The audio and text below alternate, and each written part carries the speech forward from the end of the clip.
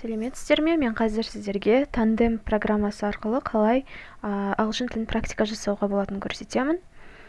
Кіру үшін создать аккаунт дегенге басамыз. Осы жерден өзіңіздің аккаунтыңызды таңдайсыз. Facebook арқылы кірсеңіз, Facebook арқылы қалай ыңғайлы солай таңдауға болады. Аты жөніңіз шығады, туған күніңізді таңдайсыз. Бұл жерде 2000 деп ала салайық. Және де продолжить дегенді. Мына жерде мужской, женский дегенді басасыз. Келесі бұл жерде сурет таңдау керек болады. Яғни өзіңіздің суретіңізсіз аккаунт аша алмайсыз. Ол үшін суретке түсіруге болады, немесе галереядан таңдап алуға болады. Суретке түсіретін болсақ, алғашқысын басамыз. Разрешить дегенді басамыз. Әрі қарай продолжить дегенді басып көрейік. Негізі өзіңіздің суретіңізді салуыңыз керек. Әрі қарай бірнеше сұрақтарға жауап беру керек болады. Бізге дұрыс сөйлесетін адам таңдау үшін алдымен өзіміздің ана тілімізді таңдауымыз керек. Казахский деп таңдайық. Егер ана тіліңіз екеу болса, яғни орыс тілі де сондай болса, орыс тілінде таңдап алуыңызға болады. Немесе оны екінші сұраққа таңдауға да болады, еркін сөйлеймін деген жерде. Мұнда еркін сөйлейтін тілдеріңізді таңдайсыз. Түрік тілін таңдай салайық бұл жерде.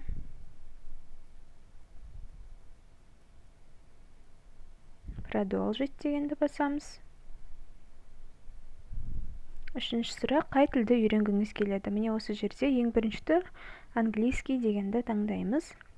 Әрі қарай өзіңіздің деңгейіңізді начальный деп таңдайық. Яғни бастапқы деңгей. Продолжить дегенді басамыз.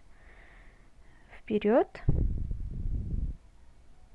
Келесі сұрақ, қандай тақырыптарда сөйлескенді ұнатасыз? Яғни бұл жерде көп деген дүниені жазуға болады, бірақ біз путешествие дей салайық.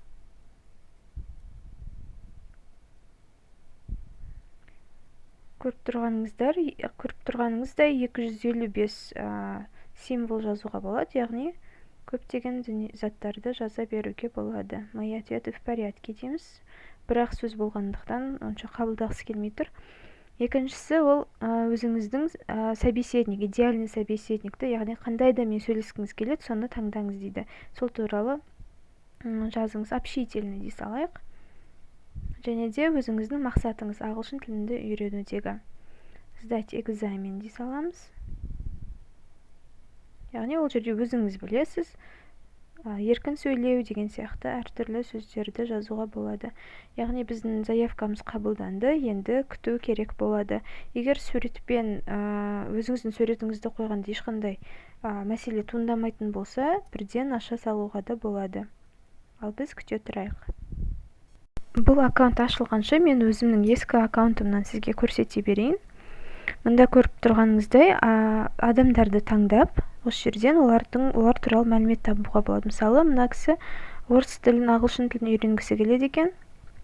Және де өзі Қытай тілінде еркін сөйлейді. Сообщество дегенге бассаңыз, сөйтіп басқа адамдарды, яғни сізге сәйкес келетін адамдарды табуға болады. Енді ағылшын тілін анықтау үшін мына жерден профильді өзгертіп көрейік. Яғни бұл жерде мен қазір үйренемін деген жерге ағылшын тілін қоямын. Өйткені менде қазір Қытай тілі тұр.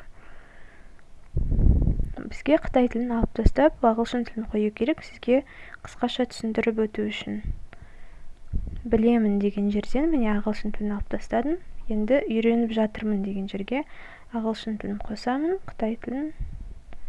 Жарайды, қалай берсін. Мына жерде деңгейін өзгертейік. Продвинутый дегенге, яғни жоғары деңгейге. Енді сөйтіп шыға саламыз. Бізде ауысты. Енді обновить ету керек, яғни бізге ағылшын тілін білетін және де орыс немесе қазақ тілін үйреніп жүрген адамды табу керек болады. Яғни мына бағдарлама, программа өзі тауып береді. Мында Джек дегенді көріп тұрсыз. Ол ағылшынша сөйлейді, яғни өзі американдық болу керек. Және орыс тілін үйреніп жүр екен, яғни бізге сәйкес келеді. Өйткені менде орыс тілін білемін деп көрсетілген. Подписаться дегенді басамыз, яғни подписка жасаймыз. Міне көріп тұрғаныңызда United States, Америка құрама штаттарынан екен. Енді сообщение дегенге кірсек, міне бізде тұр подписка жасағанбыз. Осы жерге жаза беруге болады. Hello деп жазып көрейік. Онлайн екен қазір.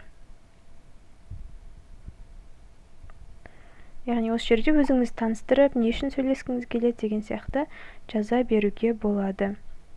Аккаунтын жақсылап қарап алсаңыз болады, неше жаста, қай жерден, қай тілді үйреніп жүр, не үшін үйреніп жүр деген секілді. Көріп тұрғаныңыздай неше түрлі адамдар бар. Бізге сәйкес келетін сообщенияға кірсек, көріп тұрғаныңыздай голосовой жіберуге де болады, голосовой сообщение, және де сіз осы сөйлесетін адамыңызбен келісіп видео звоноктар жасауға да болады.